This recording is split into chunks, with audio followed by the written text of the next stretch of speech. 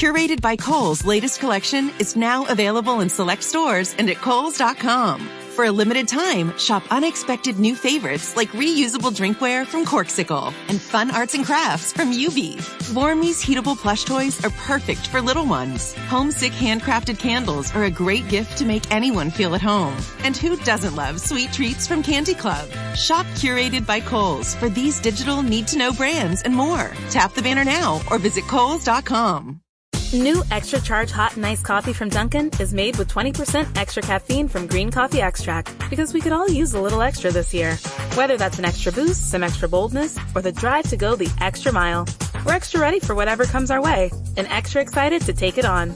Let's get it done with a medium extra charged coffee from Dunkin' for $2 with 20% more caffeine. And pair it with snackable stuffed bagel minis for an added all-day boost. Order ahead on the Dunkin' app. America runs on Dunkin'. Participation may vary. Limited time offer. Thank you for visiting ChristopherMedia.net. This episode of The Weedsman is brought to you by Budsy. Budsy is a cannabis tech company focused on delivering you the high you're looking for through AI. Download our free app and learn more at budsy.io and check out our podcast, Toke and Talk. Hey, what's going on? Hey, what are you guys up to? Oh, a little weed, you know. It's the Weedsman Podcast Nugget. Zippity what? Ready to drop the bass? Let's drop the bass. Whoop-de-doo. What does it all mean? All the random stuff that didn't fit in Friday's show you'll find here. Oh, okay. Hey, man. You got a joint? Got a little bit of refly smell on your boy? What that mean? Please, just give me my weed, all right? I couldn't resist the X-Men box. Oh, okay. That's the classic covers. This is the cover from X-Men number 1, which is a Jim Lee cover. Still the record holder for the most number of comic books and copies of one issue sold. I remember I bought multiples. Did you were speculating back in the day? Well, to finish the piece. Oh, right. So you could put them together. Yeah. No, wait. I thought did it fold out or there were pieces that folded out, but you had to connect like 4 of them. I think there were 4 they books. They did alternate 3 covers and you had to they wanted you to buy all 4 and stitch them together. Section. Right. Yeah. It was a triptych. Yeah, it was or cool. Or a quad pick or something. I don't know. I just thought it was kind of cool the way they did that. See, that's classic. I don't have an X-Men themed comic book box yet. Nice. And this is got all the shit. I mean, kind of this was the beginning of the end for me. I didn't really stick with X-Men that long after this transition. Mm-hmm. Them splitting up into teams. The blue and the gold. The blue team and the gold team.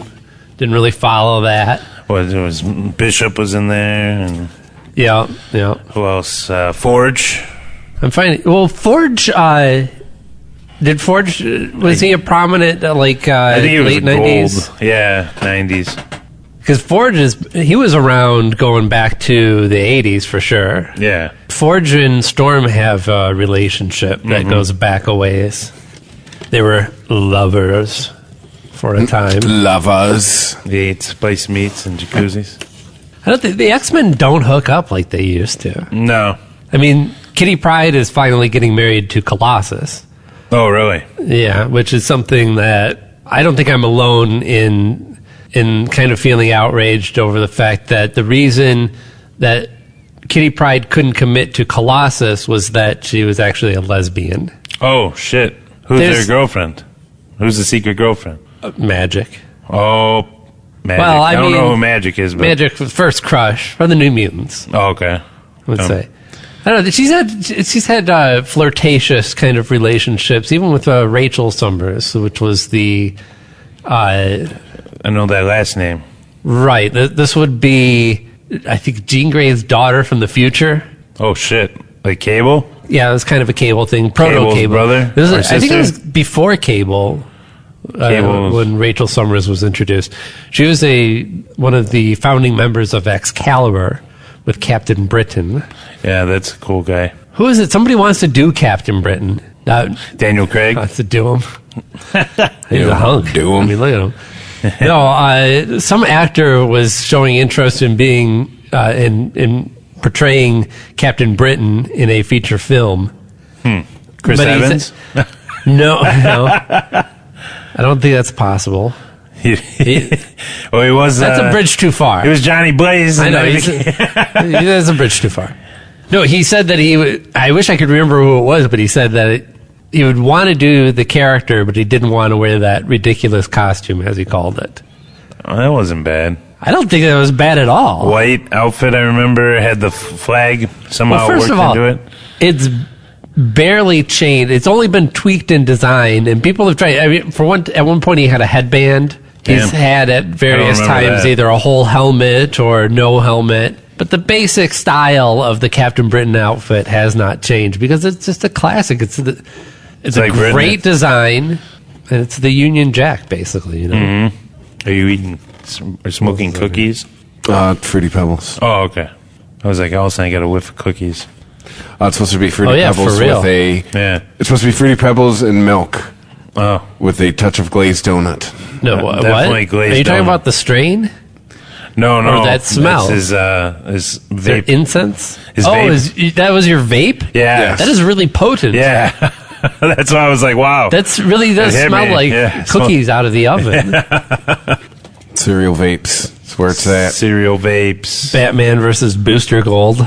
Oh, man. You know Booster Gold? Yes, he's You friends with Blue Beetle. Yeah, JLA. The JLA. Yeah, Joe Louis Arena. it's inside Yes. the box. Ramping up to the big wedding issue, number 50 for Batman. Who's he? Is he marrying Selena Kyle? Oh, yeah. Kyle? Selena This sort of is, Booster Gold is he hears of Batman's engagement and wants to get him a present, right? So, as the saying goes, what do you get for the man who has everything? Mm-hmm. Right? Pussy. What can you get, Batman? Really? Give him a villain to fight. Yeah, Joker on a Yeah. plate. Yeah, I guess so. Give him something to punch, which Yeah. I think he did that pretty well. looks in like this. it. Yeah, he gets mad because Booster, he's a time traveling. I'm not really sure. Like, I know Booster as like the goof from JLA that was always hanging out with Blue Beetle. Yeah. I really don't know what his story is. I never picked up on him. I remember But I getting know his his- ass kicked in Doomsday. Oh yeah, Yeah. I know he's a smart ass. Mm-hmm. And I mean, if this portrayal that by Tom King is accurate, he's not too bright either. He kind of plays him like a surfer dude. Yeah. That's what I remember. So he goes back in time, Booster Gold does, to stop Batman's parents from being murdered. Damn. That's his gift, his parents. That totally fucked right. up his world. It totally does. Yeah. Dick What the Grayson ends up being this violent Batman. His parents are alive and dicks.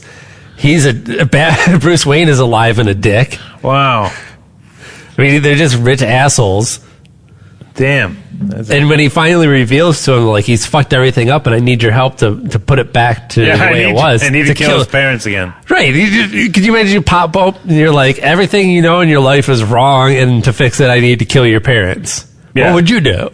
Yeah, that's fucked up. I don't know. I guess we'll find out what he does. He knocks him out, first of all. Right?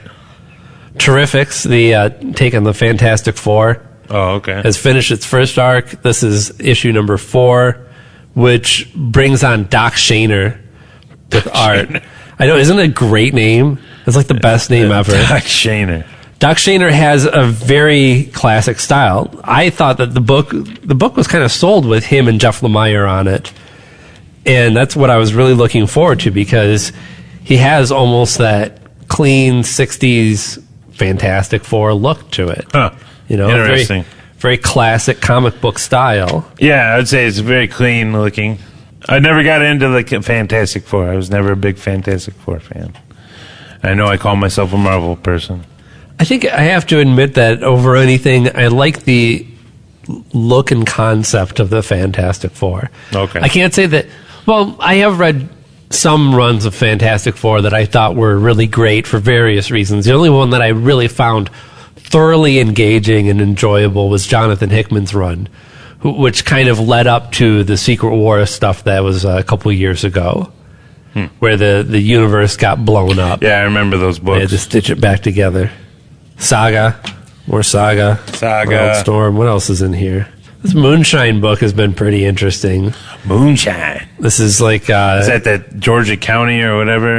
Or Hollow County? I'm trying to remember there was a book that came out during Halloween. Hope County? No.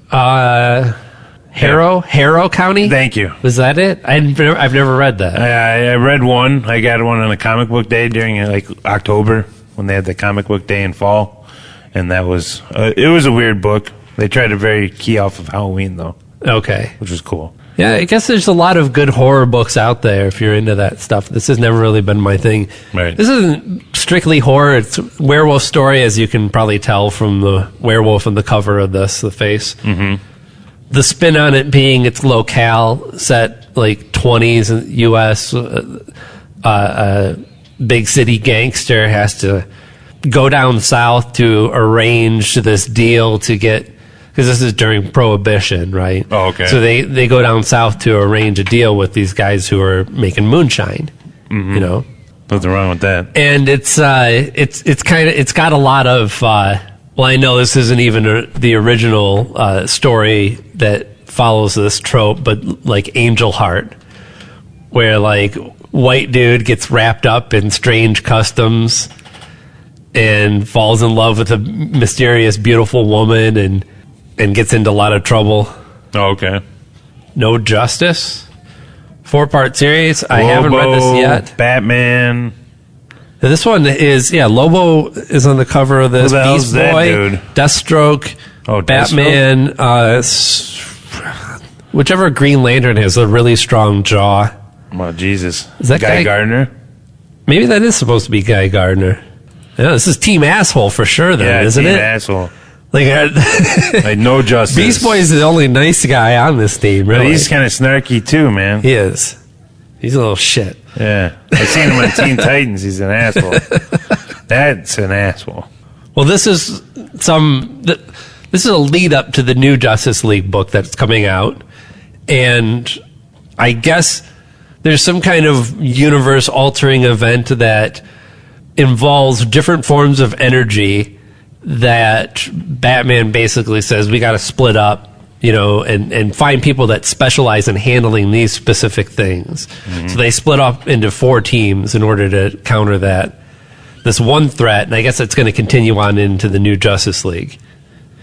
A big part of the theme, though, is, as you can tell from this cover, bringing villains into the mix. Yeah, that's interesting. I think I've got another one in here. Yeah, here's another one. Issue 4 has Flash, Cyborg, Robin, and Harley Quinn. Yeah, Harley on the team. That's gotta be... She's been kind of... unhelpful. I don't know what it is about female Batman villains, but we love to make them good guys. Yeah, I don't understand that. The Joker and the Riddler never really have turns. They might team up with good people in order to get their agenda done, but it seems like Harley and Ivy and Catwoman all are at their core good people that are just misguided at times, had a hard life, what have you. We're very forgiving of female Batman villains. I think that's the thing, because we want Batman to fuck him, right? I mean, yeah, that wasn't even subtext in the '60s TV show. That was straight up like Poison Ivy is going to try and seduce Batman. Let's see some other nonsense in here. Captain America. I don't understand this. This is Captain America 702, right? So they just have their 700th issue. That was after renumbering it from whatever under 12 number that they were currently on to, I think, 695. Okay. Right? So they just start randomly numbering the issues, 695 going up now to 702. I believe next month it's going back to number 1. Oh, that makes no fucking sense. Right. And then they're going to be doing dual numbering on their books.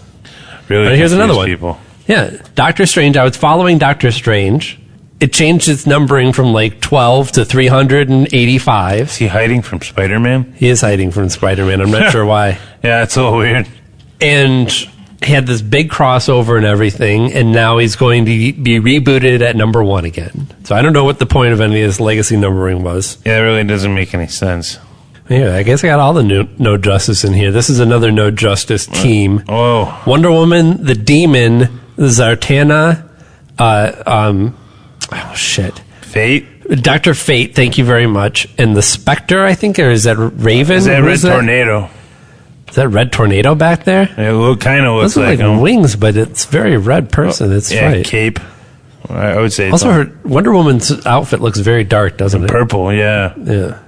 She's evil. I mean, the Demon is kind of one of those Ghost Rider-like characters, right? Mm-hmm. He's not really good or bad, just scary. Yeah. But has his own mission. It's a weird character.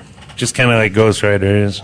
They even came out around the same time. Issue 6 of Marvel 2-in-1, The Fate of the Four, the actual Fantastic Four reboot, which is coming back in a few months.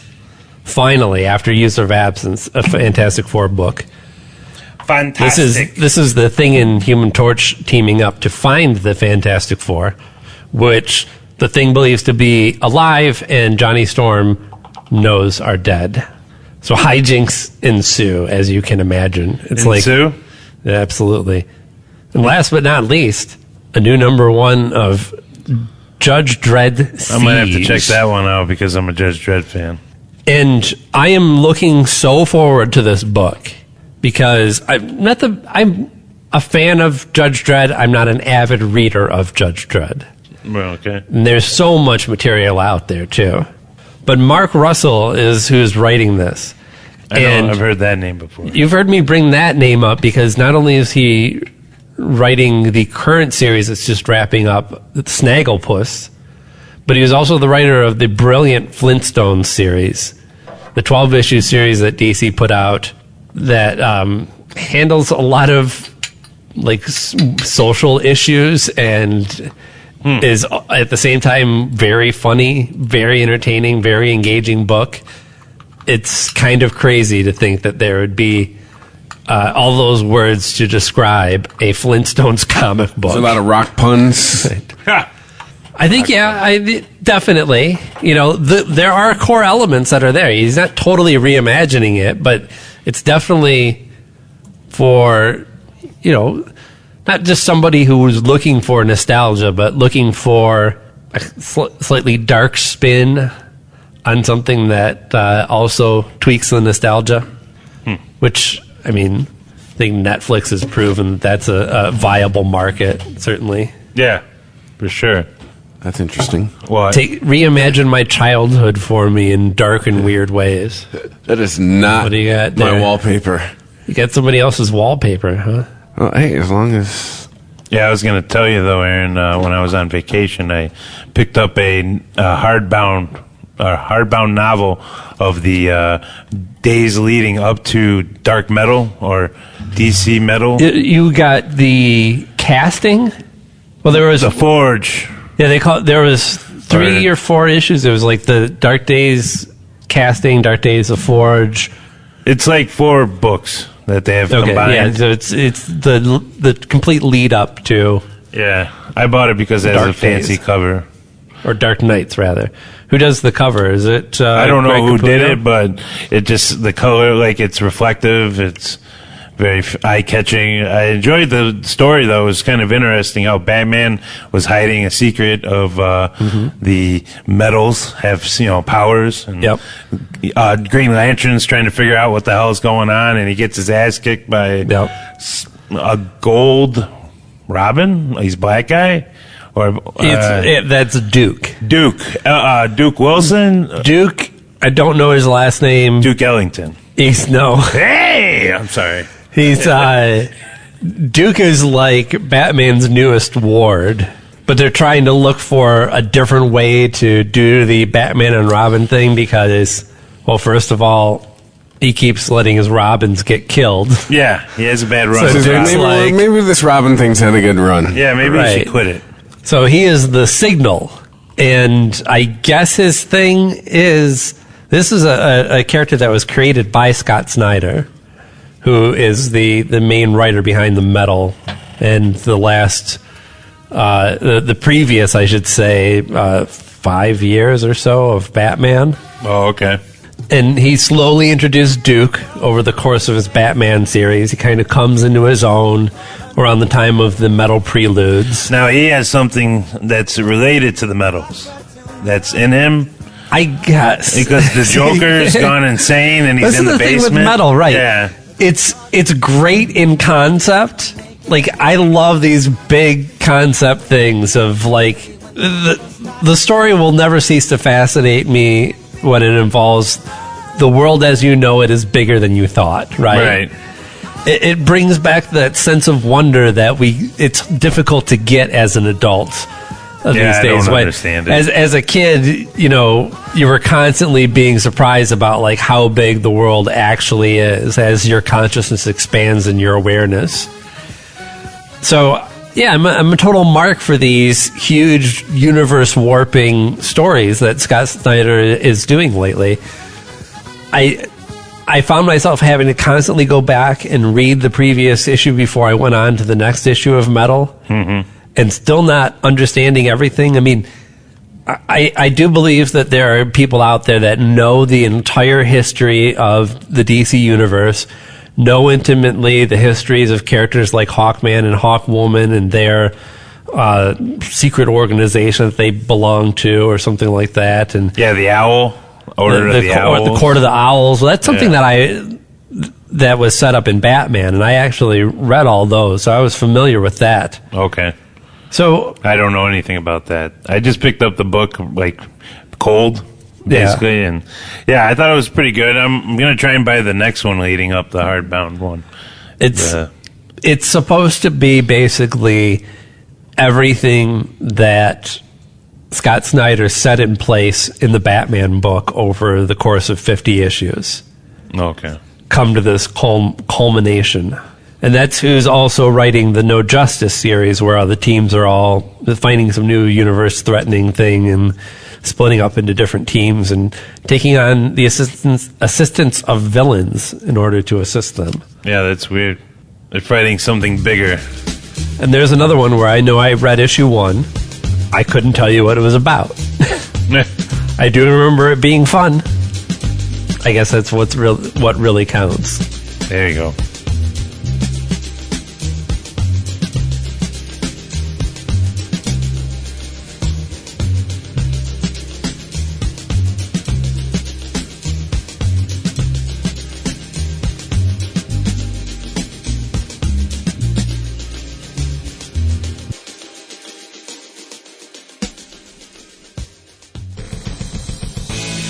If you like this show, please tell a friend.